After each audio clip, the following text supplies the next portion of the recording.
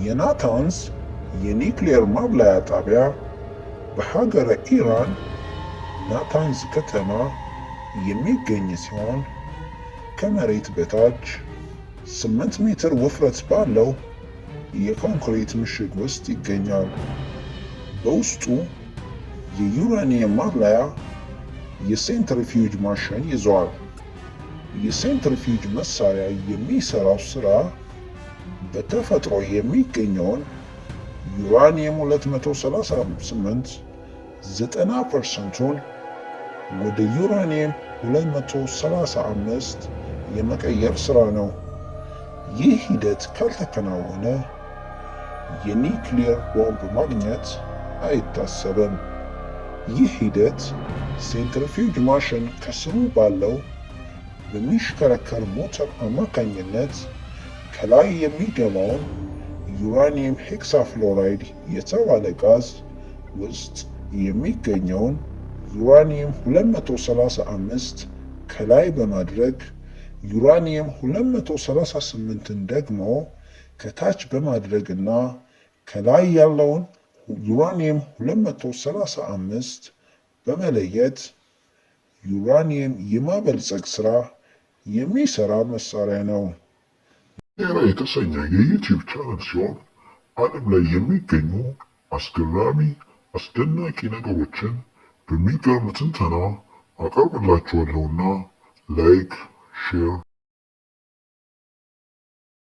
ነገር ግን ይህ ወሳኝ ስራ የሚሰራው የሴንትሪፊዩጅ መሳሪያ በናታንዝ የኒውክሌር ማብላያ ጣቢያ ውስጥ በከፍተኛ ሁኔታ እየተበላሸ ነበር። ይህ ሁኔታ የኒውክሌር ኢንጂነሮቹን ግራ ያጋባ ሁኔታ ነበር። ይህ ግራ መጋባት የፈጠረው የኒውክሌር ማብላያ ጣቢያው ከጠለፋ የጸዳ ስለነበር የችግሩን መነሻ ባለማወቃቸው ነው። ለኒውክሌር ማብላያ ጣቢያ መሳሪያዎቹ ከተለመደ ሁኔታ ውጪ መበላሸት ምክንያት የሆነው ስታክስኔት የተባለ ማልዌር በኒውክሌር ማብላያ ጣቢያው ኮምፒውተሮች ውስጥ መገኘት ሲሆን ይህ ማልዌር በከፍተኛ ጥንቃቄና በዘርፉ የብዙ ዓመታት ዕውቀት ባላቸው ግለሰቦች የተሰራ በመሆኑና ራሱን እያባዛ የሚሄድ ማልዌር ስለነበር ከፍተኛ ጉዳት ማድረስ ችሏል። ማይክሮሶፍት ስለ ስታክስኔት የቀረበለትን አቤቱታ በፍጥነት ምላሽ ባለመስጠቱ ማልዌሩ ከፍተኛ ጉዳት በተለያዩ ሀገራት ሲስተም ላይ ማድረስ እንዲችል አድርጓል። ስታክስኔት ማልዌር አደገኛ የሚያደርገው ያጠቃውን ኮምፒውተር ሲስተም በስውር መቆጣጠር መቻሉና ማልዌሩን ለማግኘት ከባድ መሆኑ ነው። ስታክስኔት ማልዌር ስፔሲፊካሊ የተሰራው ማይክሮሶፍት ለሚያመርተው የዊንዶውስ ሲስተም ነው። ይህን ማልዌር ለየት የሚያደርገው ማንኛውንም ኮምፒውተር የሚያጠቃ ሳይሆን ሲመንስ ስቴፕ 7 የተባለ ሶፍትዌር የሚያጠቃ ሲሆን በሌሎች ኮምፒውተር ላይ ሲገኝ ራሱን የማባዛት ስራ ብቻ ነው የሚሰራው። ሲመንስ ስቴፕ 7 የተባለው ኢንዱስትሪ ውስጥ ማሽኖችን ለመቆጣጠር የሚያገለግል ሶፍትዌር ነው። ስታክስኔት ማልዌር የተሰራው የኢራን የኒውክሌር ማብላያ ጣቢያን በሳይበር አታክ ከጥቅም ውጪ ለማድረግ ታቅዶ ነበር። በ2002 እንደ አውሮፓውያን አቆጣጠር የኢራን ሬዚስታንስ ግሩፕ በኢራን 2 የኒውክሌር ጣቢያዎች እንደሚገኙ አጋለጠ። የሚገኙትም በኢራን አራክ እና ናታንዝ ከተማ ነበር። የዚህ መረጃ መጋለጥ የምዕራቡን ዓለም ኢራን የኒውክሌር ቦምብ ለመስራት እንቅስቃሴ ላይ እንዳለች አውቆ ኢራንን በንቃትና በአይረኛ ቁራኛ እንዲከታተላት አደረገ። ይህ የኢራን ስራ የዓለም ሀገራት የኒውክሌር መሳሪያዎችን ለመቀነስ የተስማሙትን ስምምነት የሚጥስና ኢራን ዩራኒየም የማበልጸግ ስራውን ስትጀምር ለኢንተርናሽናል አቶሚክ ኢነርጂ ኤጀንሲ አለማሳወቋ ዓለም በጥርጣሬ እንዲያያት አድርጓል። ኢንተርናሽናል አቶሚክ ኢነርጂ ኤጀንሲ የዓለም ሀገራት በኒውክሌር ዌፐን ዙሪያ እየሰሩ ያሉትን ስራና የኒውክሌር ዌፐን የሚያመርቱ ሀገራትን የመቆጣጠር ስራ የሚሰራ ዓለም አቀፍ ድርጅት ነው። ዓለም ኢራን በናታንዝ የኒውክሌር ማብላያ ጣቢያ እንዳላት ካወቀ በኋላ ኢንተርናሽናል አቶሚክ ኢነርጂ ኤጀንሲ ሁኔታውን ለማጣራት ወደ ኢራን የተወሰኑ ባለሙያዎችን ላከ። የኢራን ከፍተኛ አመራሮች ግን ዩራኒየምን ለሰላም አገልግሎት ብቻ እንደሚውል መግለጫ በመስጠት ነገሩን ለማስተባበል ሞከሩ።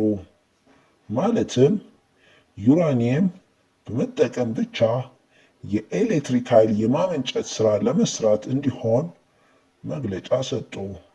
ነገር ግን የኢንተርናሽናል አቶሚክ ኢነርጂ ኤጀንሲ ወደ ናታንዝ የዩራኒየም ማበልጸጊያ ጣቢያ በመሄድ የኢንቫይሮንመንታል ሳምፕል በሚሰበስብበት ጊዜ ለኤሌክትሪክ ኃይል ማመንጫነት ከሚያስፈልገው መጠን በላይ የበለጸገ የዩራኒየም ትሬስ አገኙ። በዚህ የተነሳ አሜሪካ በኢራን ላይ የተለያዩ ማዕቀቦችን ጣለች። ይህ ክስተት አሜሪካ፣ እስራኤልና ኢራን ወደ ግጭት ውስጥ አስገባቸው።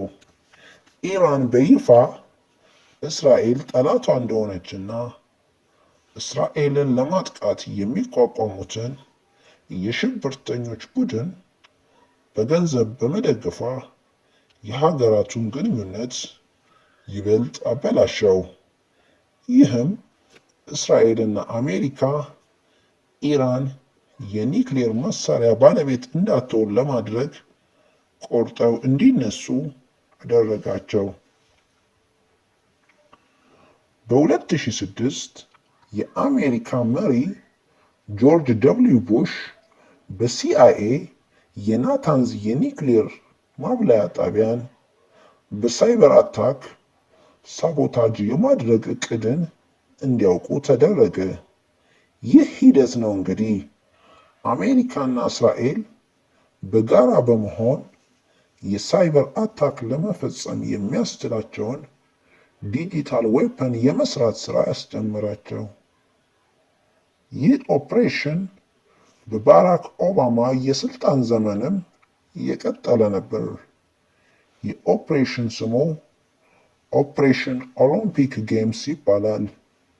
በ2007 እንደ ኤሮፓውያን አቆጣጠር ሲአይኤ የኒውክሌር ማብለያ ጣቢያን ለማጥቃት የሚያገለግለውን ማልዌር የመስራት ሂደቱን አጠናቆ እየጨረሰ ከመሆኑም ባሻገር የኢራን የኒውክሌር ማብለያ ጣቢያ አምሳያውን ቴኒስ በተባለ የአሜሪካ ግዛት ጫካ ውስጥ ገንብቶ ነበር። ይህ ሂደት የኒውክሌር ማብለያ ጣቢያ ውስጥ ማልዌር ሳይነቃባቸው ለማስገባት ይችላል። ነገር ግን አንድ ችግር አለ። ይህንን ማልዌር ወደ ኢራን የኒውክሌር ማብለያ ጣቢያ ውስጥ ለማስገባት ከመሬት በታች የሚገኘውና በከፍተኛ ጥበቃ ውስጥ ባለው ጣቢያ ውስጥ የሲአይኤ ኤጀንት መላክ የማይታሰብ እቅድ ነው። ለዚህም ነው ሲአይኤ ወደ ኔዘርላንድ የደህንነት መስሪያ ቤት ፊቱን ያዞረው። በዱባይ የሚኖረው የኔዘርላንድ የደህንነት አባል በዱባይ ለሎጂስቲክስ መስሪያ ቤት የሚሰራ ግለሰብ ነው። ይህ የኔዘርላንድ የደህንነት ሰው ለኢራን የናታንዝ የኒውክሌር ማብለያ ጣቢያ የውሃ ፓምፕ የመግጠም ሥራ ይከውን ዘንድ ስራ ይሰጠዋል። ይህ ግለሰብ ነው እንግዲህ ለስራው ወደ ጣቢያው በሄደበት ወቅት ይህን ማልዌር በናታንዝ የኒክሌር ጣቢያ የኮምፒውተር ሲስተም ውስጥ አስገብቷል ተብሎ ይጠረጠራል። በሚያሳዝን ሁኔታ ይህ ግለሰብ ከ2 ዓመት በኋላ በሞተር ሳይክል አደጋ ሕይወቱ አልፏል። ይህ ማልዌር ወደ ኒክሌር ጣቢያው የኮምፒውተር ሲስተም ውስጥ ራሱን በማባዛት ችግር ሳይፈጥር በኒክሌር ማብለያ ጣቢያ ውስጥ የሚካሄዱትን የሥራ ሂደት ብቻ መዝግቦ በመያዝ መረጃ ይልካል። ይህን ሥራ ከጨረሰ በኋላ ወደ ኒክሌር ጣቢያው ኮንትሮል ሩም ወይም የመቆጣጠሪያ ክፍል ፌክ ሲግናል መላክ ይጀምራል። ይህ ሂደት ለባለሙያዎቹ ልክ ቢመስልም ችግር ግን እየተፈጠረ ነበር። ስታክስኔት ማልዌር የኒክሌር ጣቢያውን ሴንትሪፊውጅ ሳቦታጅ ያደርገዋል። ይህን ያደረገው የሴንትሪፊውጅ ሞተሩን ስፒድ የሚቆጣጠረውን ፍሪኩዌንሲ ኮንቨርተር በመቆጣጠር ነበር። ይህም ሂደት ስታክስኔት ማልዌር የሴንትሪፊውጅ ሞተር ስፒዱን እንደፈለገ እንዲቆጣጠር አስችሎታል። የሴንትሪፊውጅ ሞተር ትክክለኛው ፍሪኩዌንሲ ከ807 እስከ 1207 ሄርዝ ሲሆን ስታክስኔት ማልዌር ይህን ፍሪኩዌንሲ ወደ 1410 ሄርዝ ከፍ አደረገው።